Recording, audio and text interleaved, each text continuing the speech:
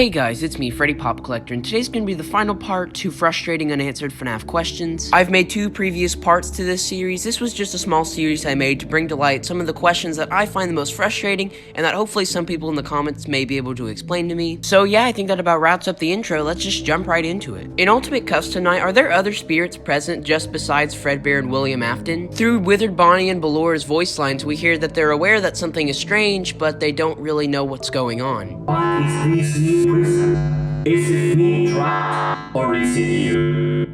Perhaps it is us both. These are strange circumstances that have brought us together. In FNAF 1, there's an Easter egg newspaper clipping saying that William Afton was arrested because he was caught on camera for killing the 5 children. But if he was arrested, how did he go back to the FNAF 1 location, dismantle the animatronics, and then get stuck in Springtrap? I guess it would be pretty easy to say that someone just got framed, but if they have video evidence and he was caught on camera, it would be pretty hard to frame someone. I don't know, maybe I'm overthinking this, maybe he just escaped or something. In FNAF 4, we got a few extra DLC characters that Scott claimed were not canon besides Nightmare Balloon Boy. However, in later games like Curse of Dreadbear and Ultimate Custom Night, these DLC characters reappeared as full-fledged canon characters like Jacko Chica and Jacko Bonnie. Why did Scott change his mind and make these characters canon for some reason? He went out of his way to confirm that they weren't canon, but then to just turn around and say that they are canon is just a little bit strange to me. I'm pretty sure most of us in the FNAF community have heard of game theory. He does a pretty good job of piecing together the lore that no one else can really do the way he does. But in one of his videos, he brought up an idea that never left my mind and has actually stuck with me ever since he mentioned it. Were Balloon Boy and JJ originally part of Circus Baby's Pizza World? Maybe even Mangle as well. They all have the clown, rosy-cheeked, humanoid type aesthetic aside of Mangle, but Mangle's really similar to Funtime Foxy. We also know that because of FNAF World, Mangle's fixed form is named Funtime Foxy, not Toy Foxy like many people assume. So maybe fixed Mangle, who was maybe some sort of early prototype of Funtime Foxy, along with Balloon Boy and JJ, after Circus Baby's Pizza World was shut down, were thrown into the new FNAF 2 location. One of the weirdest parts of FNAF 2 is one that I don't really see a lot of people talk about, and that's the cutscenes where the puppet is in the FNAF 1 location. I've always found it odd that it appears there, but it's not on any cameras and doesn't even attack you in the game. I think some people would say it's because FNAF 2 was made after FNAF 1, so Scott didn't even know the puppet existed yet, but we've seen him add stuff to his games before after release. In 2016, he added Halloween office skins to the first 3 FNAF games, so I think he could have easily snuck in some sort of puppet Easter egg. So that brings me to my question: why is the puppet not mentioned at all, or shown at all, or attack you at all in FNAF 1? One of my favorite things Scott does every year is he does something special on FNAF's anniversary. In 2019, we got the 2020 security breach teaser, in 2018, we got the Daco interview, and in 2017 and 16, we got behind the scenes on the FNAF character models and just how Scott makes his games. Now on that last point, in 2017, the teasers we got for the anniversary, there were actually hints of the FNAF 6 animatronics, Scrap Baby, Scrap Trap, and Molten Freddy hidden in the anniversary photos. It's really interesting looking back, because up to this point, we had no confirmation that FNAF 6 was even happening, and Scott had been silent for almost a year. Even though most of the teasers were explained now that more games have come out, there's actually one that's still a complete mystery to me and everyone I've talked to about it. That being this picture from the backstage. As you can see, it looks pretty normal. We see the wireframes of Bonnie up close. It's really interesting, and also all the masks. But if you look behind the door, you can see this really weird looking endoskeleton head of sorts. You can't see it in the normal game because the door's wide open all the time, so what is this supposed to be? One of my favorite FNAF books is actually not the novels, but the security logbook. It's really funny because this logbook honestly has more lore than most of the books combined. With reveals like Golden Freddy's name and Michael Afton being the crying child were interesting,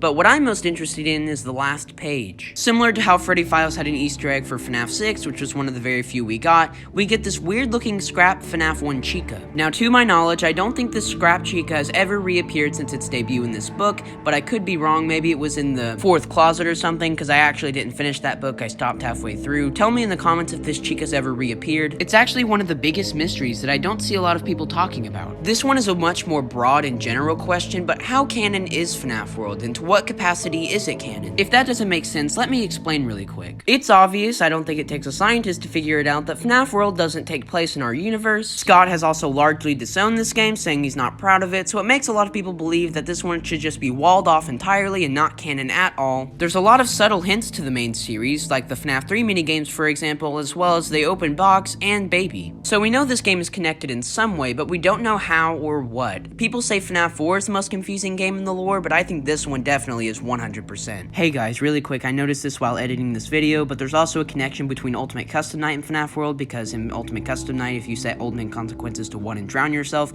you get a star in the FNAF World menu, so those are also connected in some way too, which furthers my point that FNAF World is definitely connected in some way, but we don't really know how. If you're not really connected to the current lore and don't really know about Remnant and all that, this next section might be a little bit confusing, but in FNAF 3, we see the Phantom animatronics and assume that they're just hallucinations, but are they actually? We know from the Fourth Closet novel that parts of the classic animatronics Remnant were fused with the Funtime animatronics, but what happened to the rest? Could that be the Phantom animatronics from FNAF 3? This was a theory I read on Reddit back in the winter. I don't remember who it was from, but it was a pretty interesting one. And the final unanswered FNAF question for this entire series that's gonna cap it all off is FNAF 4 a dream or is it real? It's really strange because we actually have a lot of evidence to work with, but a lot of the evidence conflicts with each other. Let's start off with the evidence that it's real. First and foremost, we know that Sister Location is connected to the FNAF 4 house, so we know 100% that the FNAF 4 house does exist. We also get a voice line from Nightmare Fredbear and Ultimate Custom Night saying, "This time, there is more than an illusion to fear."